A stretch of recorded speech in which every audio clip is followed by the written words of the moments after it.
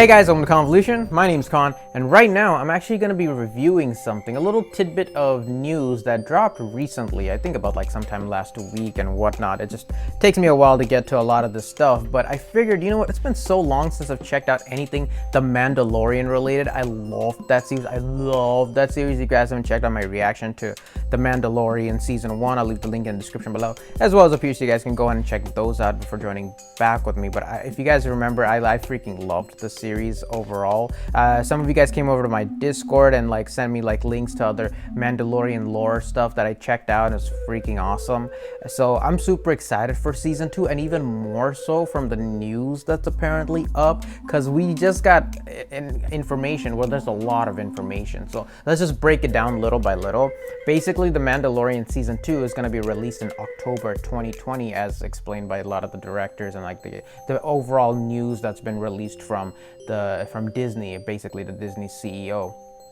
Now, apparently, we're gonna get some really cool new shit. I mean, I thought, you know, it's just gonna be more like Din Djarin. Obviously, the story of The Mandalorian follows, you know, the Mandalorian Din Djarin as he ventures throughout the universe. If spoiler alert for season 1, if you guys haven't seen it, he meets like a younger version of, or rather a younger version of like the species of Yoda, aka Baby Yoda. Goes on an adventure with him, tries to protect him. You know, Moff Gideon actually is an individual who is looking for Baby Yoda and has, you know, employed various Imperials to find Baby Yoda, but obviously Din is, you know, now like the, you know, surrogate father of Baby Yoda, and is, you know, decides to help him, along with a couple of, you know, rogues along the way that, you know, assist him to a certain extent, including Galaxy Xena. You know what I'm saying? So I can't wait for Galaxy Xena to make a return in season 2. I really hope. But surprisingly, we're also getting Ahsoka Tano, played by Rosario Dawson. Holy shit, that's gonna be freaking awesome. Obviously, I heard about that news earlier, and I freaking loved it. But also, there's a couple of directors who are like Robert Rodriguez, Battle Angel Alita, and Peyton Reed from Ant-Man. They're gonna be directing a couple of episodes as well, so that's gonna be pretty awesome to look forward to. I'm hoping that they include a lot of like not only action elements. I'm guessing Battle Angel Alita episode will be very action heavy, but you know, Ant-Man might be a little bit, Peyton Reed might incorporate a little bit of like pretty awesome comedy, because the great thing about season 1 of The Mandalorian was its incorporation of like not just action, but story development, character growth, as well as like a unique art style that's very reminiscent, but also kind of different to the original series as well, incorporating elements not only from the original, but also prequel series as well. So I love the concepts that were thrown around, plus, you know, lovable characters that you can get behind. And when some of the characters, spoiler alert, that have like, you know, that you lose along the way, you feel it, and it's very strong and very emotional moments, and it definitely hit me when I saw him. But I'm glad, you know, Galaxy Xena is still going strong, you know what I'm saying. Fennec Shand was the character who died, aka Space Mulan, who died in episode 4, I believe, of season 1 of The Mandalorian. Ming-Na Wen's character, basically, you know, the reason I called her Space Mulan was because she literally voice acted Mulan in the original Disney animated series Mulan, so that's why I call her Space Mulan. Don't get the wrong idea.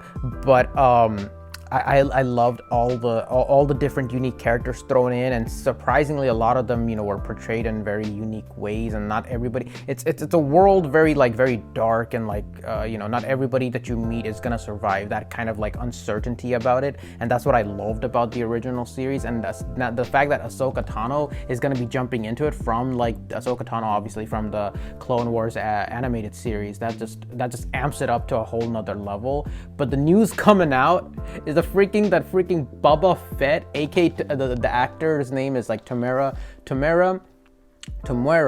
Morrison, who played Jango Fett in 2002 Star Wars Attack of the Clones, will appear in season 2 of Disney Plus Star Wars, the freaking Star Wars series. Dude, this is gonna be freaking insane. However, I am a little bit concerned from like a Star Wars original series, original Star Wars fan. What am I trying to say? I'm concerned as a fan of the original Star Wars series. You know what I'm saying? Like episodes 4, 5, and 6, obviously, because what do we see? Boba Fett, you know, falls down the Sarlacc pit in a very what do you call, anticlimactic way based on the way that Boba Fett was built up in Empire Strikes Back. He falls down, obviously gets eaten. Now there's two versions, obviously. The original version, you didn't see that weird mouth thing. In the second, more revamped version, you see the little mouth swallow him whole. And as Bubba mentioned through C-3PO's, what do you call, translation, is that you basically, once you enter the Sarlacc pits, you basically get digested for years and years and years and years. Now, yeah, the argument can be made, oh yeah, he had that jetpack, so he flew out, but the jetpack was messed up, so that's what actually sent him down there in the first place, you know what I'm saying? Now, I don't want to get into all that because everybody has their own interpretations, and some people even thought that when Fennec Shand died in episode 4, somebody was standing over her and that was Boba Fett. I don't want to believe it because I was in that category of people who thought that there's no freaking way that they're going to bring Boba Fett back. He is dead. Just let him, just let him be, exist in our memories, you know? But like at the same time, I'm also excited that somehow he survived because I love the actor of Tamara Morrison. If you guys don't know, like he like, okay, so there's a lot of like negativity towards the prequel series, obviously, but I freaking love the prequel series, and Attack of the Clones was, like it was one of my favorites. I loved Attack of the Clones, just from like its weird political intrigue to like at that time it was like a very unique innovation of like CGI and like green screen and everything. It looked very flashy and epic and like a crazy video game CGI. I really much loved that about it. And Tamara Morrison played the hell out of Jango Fett, you know what I'm saying? And there was this one scene in like Attack of the Clones bloopers where I saw him as Jango Fett dancing in the tap dancing in the rain with an umbrella. It just made me fall in love with the actor that much more. And most recently he was in like the Dora the Explorer movie, as well as he played Aquaman's dad. So I mean, this actor is like freaking awesome. We also saw him in Revenge of the Sith playing all the different types of clones. So I would love to see him again, but I really hope that they just don't bring him in for like fan service and they really incorporate him into the narrative. It has to fit the narrative of the Mandalorian, season 2. It has to fit, like the story needs to make sense if they're gonna bring him back. I hope they just don't bring back, oh hey look, we got Ahsoka Tano, oh hey look, we got Boba Fett. I really hope that's my main concern, is I hope they stay true to the story, because like the story is supposed to be about Din Djarin. It's about Pedro, goddammit. As long as it's about Pedro and this journey with Baby Yoda, I hope it fuels into it. I don't know, because like Boba Fett, we saw him as a villain in the original series. I don't know if they're gonna bring him back as like continued villain. Is he gonna resume his bounty missions? But obviously it's been a long time. Well, it hasn't been that long, but he's still like I think he's still fairly young. Maybe not. He's like, because it's 5 years after, right? It's 5 years after the events of the original series, so technically he should be a little bit older, because clones do age, right? Clones do age after a certain point if they're not maintained in the clone factories and whatnot. But yeah, but actually Boba Fett is a unaltered clone of Jango Fett.